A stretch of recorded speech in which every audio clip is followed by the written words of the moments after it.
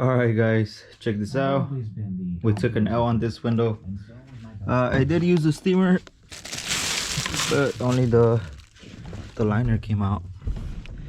And as we know, when it's this purple, gotta take out the old handy scraper and just scrape everything. Do it in sections. So right now I'm just focused on the right hand side. And also don't forget to mention to their customer that they're gonna end up losing the defrosters. Now on this one it looked like they already did, because they're not there. It feels the same. So it looks like before, the guy who owned the car already had a tint remove and all the defrosters are gone. So it makes it a lot easier for me, because every time you pass your blade, it just goes nice and smooth. But if you had the defrosters, every time you hit one, you'll be switching up your blades, which I am. Got a handful right there. Couple scrapes. Once I see it's getting dull, take it out, switch it, get another one. That way you don't struggle. You just get straight to the point, start scraping. Once it gets dull, switch it up. Now another thing, depending on what car you guys do, I am gonna have to remove the back this plastic panel. I'm gonna have to move them, get it out of the way. Probably the side pillars, I'll have to get out of the way if I'm not able to get that corner, but we'll see how it goes. So far it's going good. Just the downside that we're gonna have to scrape it, but took a nail on this, so let's get to it. So I'll show you guys how it looks once I'm done scraping, adding some of that adhesive remover, clean the window, make sure it looks nice and clean. And not sure if I mentioned this on my previous videos, whenever I do a removal, I clean it multiple times because it is a removal. And here's a good example.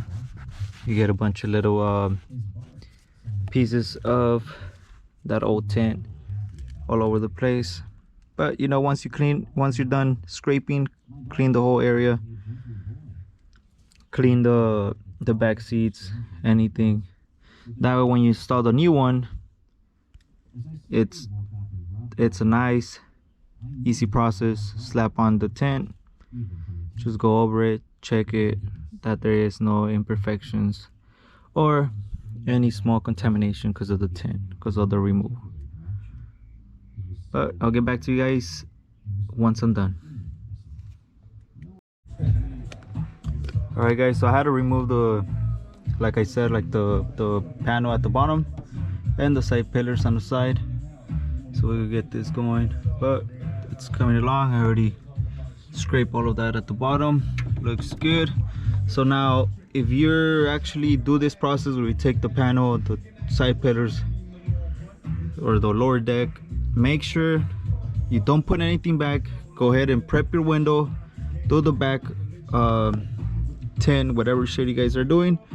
That way once you do this, this makes it a lot easier installing it, and then all you gotta do is just put everything back together. So everything's going good, guys. And here we have it, guys. 5%. It's all done. Like I mentioned, install the film first. If you have any small fingers, you're able to get them, or any small imperfections like on the corner. Like this one, I noticed the window was replaced and it had a bunch of adhesive at the bottom, so I was able to manage the film to not get too close to the glue at the bottom. So now just a matter of put everything back together. And then here, let me step out.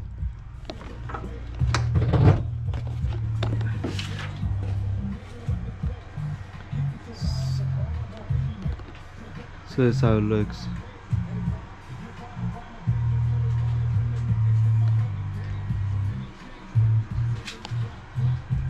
Nice clean install. let's put everything back. Alright guys, as you guys can see, the back is done and it just looks so good. It always changes the look of the car, especially when they have that purple faded tint. Here we have 5%, here we have 20%.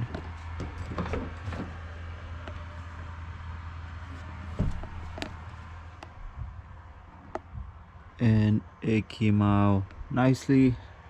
Already put the back seats. I'm actually prepping the front windshield because we are going with 50% carbon on the front windshield.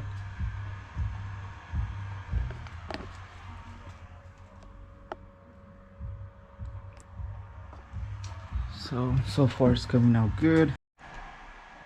And here I have pretty much prepped everything, just letting it dry. We are going with 50% carbon on the front windshield.